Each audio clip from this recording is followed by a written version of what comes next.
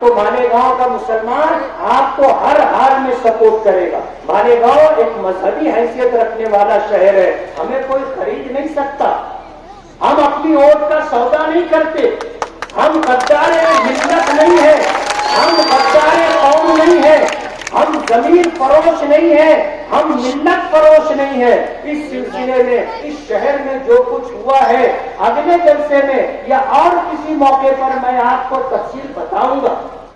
Lok Sabha parliament election کے سلسلے اور اس الیکشن میں امیدواری کرنے کا ہر ہندوستانی کو حق ہے۔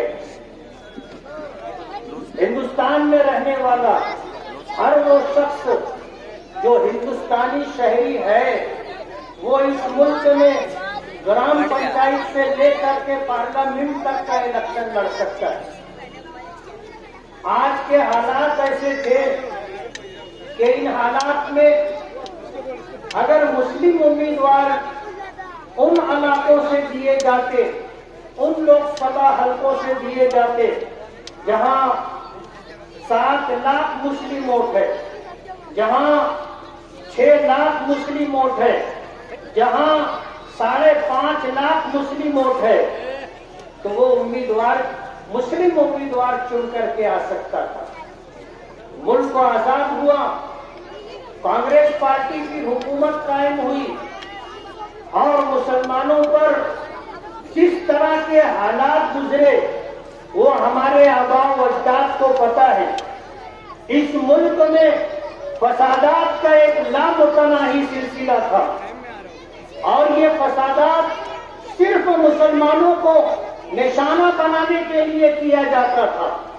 تباہی و بربادی ہوتی تھی تو مسلمانوں کی ہوتی تھی، املاک لوٹی جاتی تھی تو مسلمانوں کی لوٹی جاتی تھی، اور اگر پراپرٹی جلائی جاتی تھی تو مسلمانوں کی پراپرٹی جلائی جاتی تھی۔ اس ملک میں 15,000 سے زائد فسادات ہوئے اور مسلمانوں کو توڑنے کی کوشش کی جاتی رہی، اور یہ وہ زمانہ تھا جب کانگریس پارٹی کی حکومت تھی۔ کانگریس پارٹی کوئی مسلمانوں کے لیے بہت اچھی پارٹی ہے ایسا نہیں ہے۔ سچر کمیشن کی رپورٹ نے ہمیں یہ بتایا کہ اس ملک میں مسلمان دلتوں سے زیادہ پسماندہ ہے، اور یہ درگت ہماری اگر کسی پارٹی نے بنائی ہے تو وہ کانگریس پارٹی نے بنائی۔ آج پربھنی جیسا علاقہ جہاں 7.5 لاکھ مسلم ووٹ ہے، کانگریس پارٹی نے کسی مسلم شخص کو امیدوار نہیں بنایا۔ جہاں 6 لاکھ ووٹ ہے، بمبئی جیسے کچھ علاقے، وہاں پر مسلم کو امیدواری نہیں دی گئی۔ ہمارا یہ دھولیا مالیگاؤں لوک سبھا حلقہ 5.5 لاکھ مسلم ووٹ ہے، مسلمان کو امیدواری نہیں دی گئی۔ عمرے پر جانے سے پہلے میں نے اس بات کی وضاحت کی تھی کہ اگر مہا وکاس اگھاڑی کی طرف سے امیدواری دی جائے گی تو ہم پارلیمنٹ الیکشن لڑنے کے سلسلے میں سوچیں گے، لیکن مہا وکاس اگھاڑی نے یعنی کانگریس، این سی پی، سماجوادی اور شیو سینا، ادھو بالا ٹھاکرے، ان چاروں پارٹیوں نے پورے مہاراشٹر میں کسی مسلمان کو امیدواری نہیں دی۔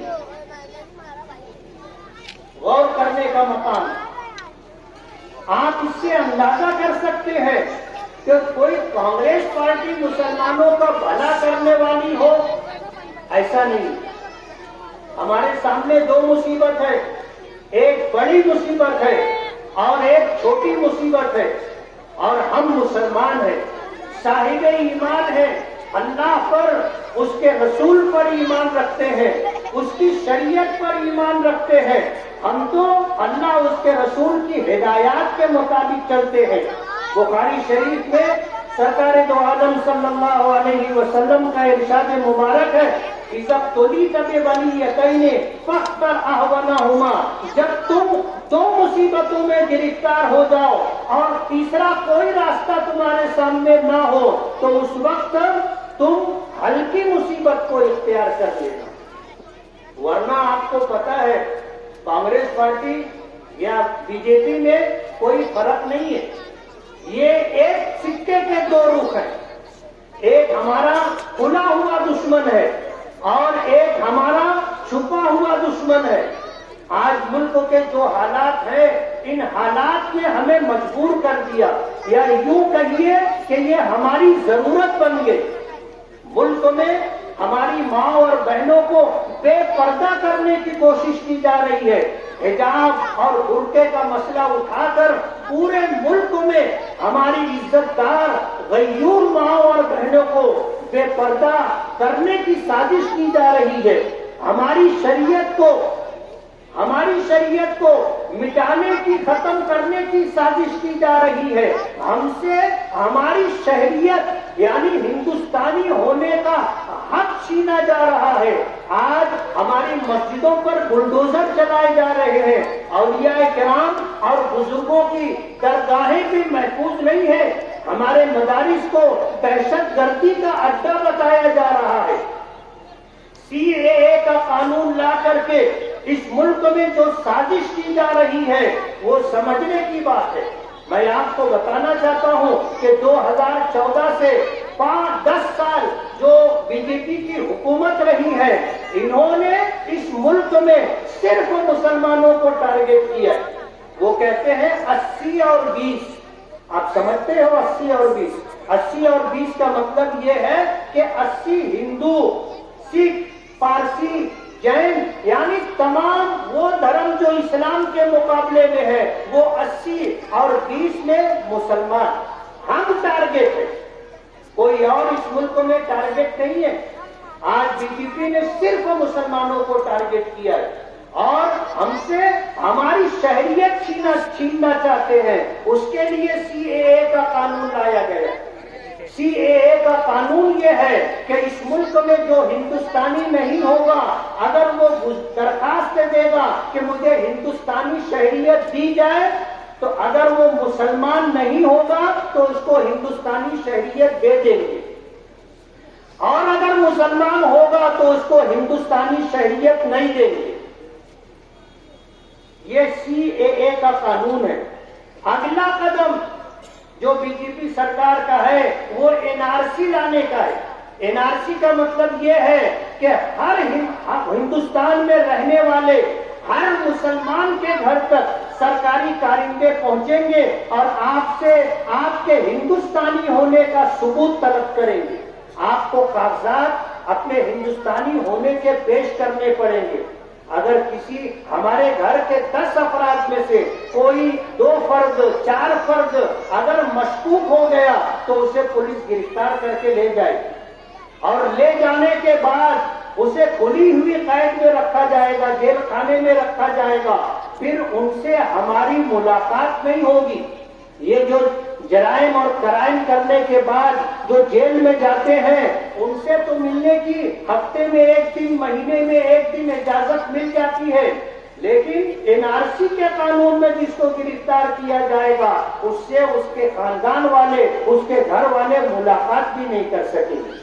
بہت ممکن ہے لے جانے کے بعد جس طرح ہٹلر نے یہودیوں کو ختم کیا تھا کہ سب کو لے جا کر کے ایک ایسی جگہ ڈال دیتے تھے جہاں ان کو سانس بھی نہیں ملتی تھی اور زہریلی گیس چھوڑ دی جاتی تھی، وہ سب کے سب مر جاتے.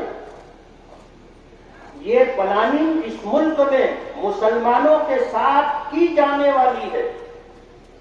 NRC کے نام پر ہم لوگوں کو نشانہ بنایا جائے گا اور جن لوگوں کو لے جایا جائے گا ان کو اپنی بات رکھنے کے لیے موقع دیا جائے گا.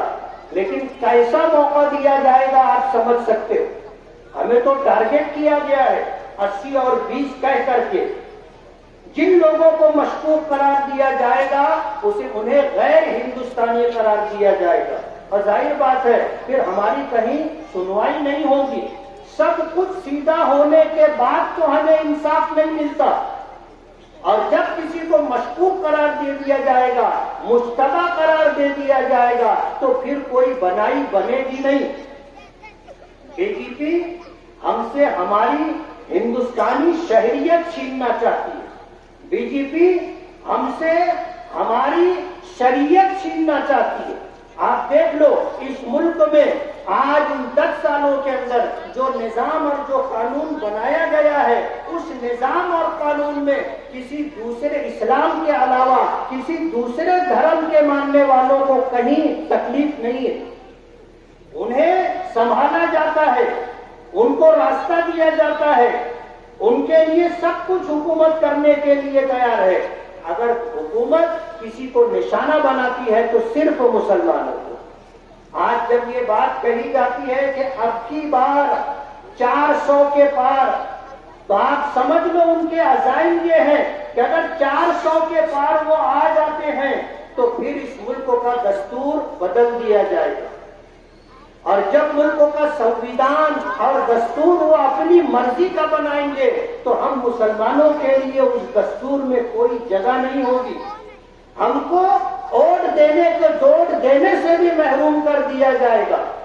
اور آج ہم نہیں، دوسری سیاسی پارٹیاں، دلت سماج کے لیڈران، ہندو سماج کے لیڈران، دوسری سیاسی پارٹی کے لیڈران یہ بات کہہ رہے ہیں. ہم نہیں کہہ رہے، ہم تو ان کی بات آپ کو بتا رہے ہیں، نقل کر رہے ہیں کہ آج یہ بات دوسری سیاسی پارٹیاں جو اپوزیشن میں ہیں وہ کہتے ہیں کہ اگر 400 کے پار گئے تو ملک کا دستور ختم ہو جائے گا.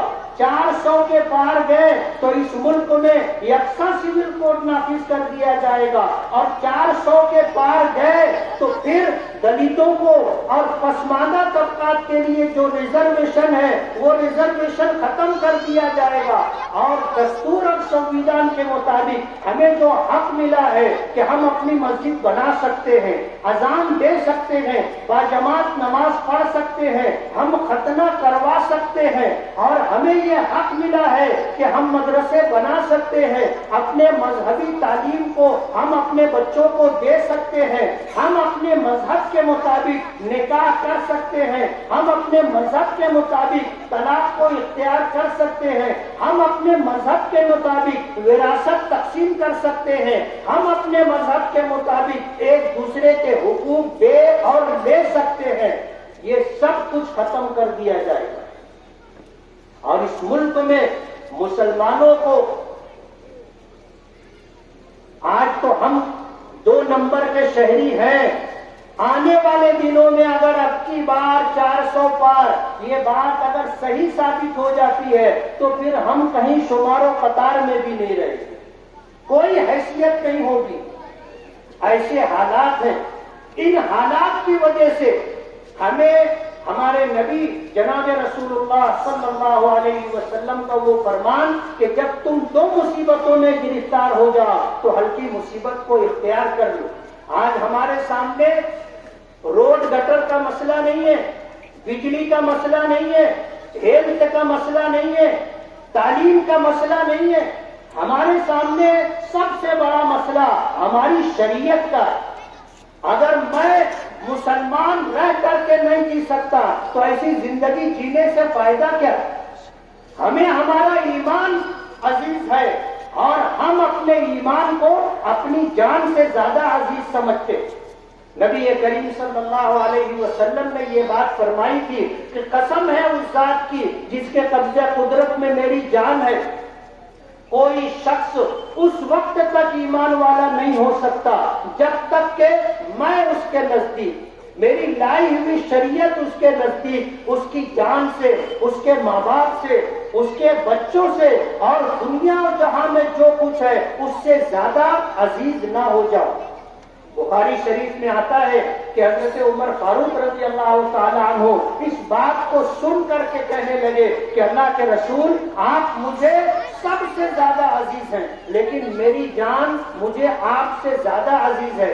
حضور نے فرمایا کہ عمر تمہارا ایمان کامل نہیں ہے. حضرت عمر نے غور کیا اور یہ بات ان کے دل میں کہی کہ عمر تم نے جو بات کہی ہے وہ صحیح نہیں ہے. سرکار کے ایک اشارے پر تم جان قربان کرنے کے لیے تیار ہو جاتے ہو. اگر تمہیں اپنی جان عزیز ہوتی تو سرکار کے لیے تم اپنی جان قربان کرنے کے لیے نہیں جاتے. حضرت عمر نے کہا کہ اللہ کے رسول آپ مجھے اپنی جان سے زیادہ عزیز ہیں، تو سرکار نے فرمایا الآن عمر اب تمہارا ایمان کامل ہوا ہے، تو ہمیں اپنا ایمان عزیز ہے۔ ہم کوئی کانگریس پارٹی کو اس میں سرخاب کے پر لگے ہیں اس لیے اس کی حمایت کر رہے ہیں، ایسا نہیں ہے۔ آج ہمارے سامنے دو مصیبتوں میں ایک ہلکی مصیبت ہے، اور وہ یہ کہ کانگریس پارٹی کا جو امیدوار ہے وہ آج دھولیا مالیگاؤں لوک سبھا حلقے میں بی جے پی کے امیدوار کو سیدھا ٹکر دینے کی حیثیت رکھتا ہے۔ اگر ہم مالیگاؤں سے صحیح معنوں میں بھرپور تعداد میں اگر ہم نے ووٹ دیا تو کانگریس پارٹی کا اور مہا وکاس اگاڑی کا یہ امیدوار جیت سکتا ہے۔ آج اس طرح کے حالات ہیں۔ ہم نے شوبھا بچاؤ کو جو ووٹ دینے کا اور ووٹ دلوانے کا جو فیصلہ لیا ہے، اور ہم نے بغیر کسی مطالبے کے، بغیر کسی ڈیمانڈ کے، بلا شرط حمایت اور بغیر کسی کنڈیشن کے سپورٹ کرنے کا فیصلہ کیا ہے، تو اس لیے کہ ہماری ماؤں اور بہنوں کا پردہ باقی رہے، اس لیے کہ ہماری مسجدیں باقی رہیں، اس لیے کہ ہمارے مدرسے باقی رہیں، اس لیے کہ ہماری درگاہیں باقی رہیں، اس لیے کہ وقف کی املاک باقی رہے، اس لیے کہ ہم مذہب کی آزادی کے ساتھ جی سکیں۔ ہمیں امید ہے، ہم نے مہا وکاس اگاڑی کے امیدوار سے یہی بات کہی ہے کہ ہم آپ سے آج کوئی مطالبہ نہیں کرتے، لیکن جب آپ چن کر کے آ جاؤ گے اور جب سرکار بنے گی اس وقت ہم اپنے مطالبات آپ کے سامنے رکھیں گے۔